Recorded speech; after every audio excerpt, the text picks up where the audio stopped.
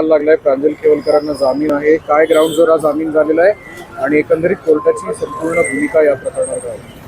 आम्ही असं मांडलेलं आहे त्याच्यामध्ये की चार्जशीट कंप्लीट दाखल झालेला आहे. Investigation has been completed. 37चा जो सेक्शन 37 आहे NDPSचा, त्याचा बार नाही आहे इंटरमिजिएट क्वांटिटी असल्यामुळे.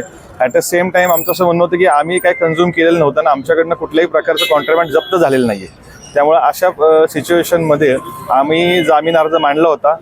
तो ग्राह्य धरून मेहरबान न्यायालयाने तो अलाउड केलेला आहे. काय ग्राउंड बेलचे ग्राउंड्स हेच घेतले. आम्ही सांगितलं ना की आमच्याकडं काही हे नव्हतं, कॉन्ट्राबँड आम्ही सेवन केलेलं नव्हतं, आमच्याकडनं सीज झालेलं नव्हतं, बार नाहीये आणि आता तपास पूर्ण झालेला आहे. तेव्हा further custody is not required.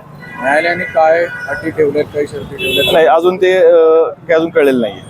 जामीन आज होणार म्हणजे आज बाहेर येणार आहे? नाही, अजून ऑर्डर अपलोड झालेली आहे. त्याच्यामध्ये बेल ग्रांटेड म्हणून अपलोड झालेली आहे ऑर्डर, आणि त्याच्यामध्ये उद्या काय ऑर्डर आहे ती कळेल. पोलिसांनी सेक्शन लावलं ड्रग्ज सापडलं होतं, बियर होते, हुक्का होता, जे इलिगल. नाही पण हो, आता जे काय सेक्शन्स लावले तर त्याच्यावर आम्ही आर्ग्यू केलेलं आहे. ते आता इथं असं सांगणं बरोबर होणार नाही.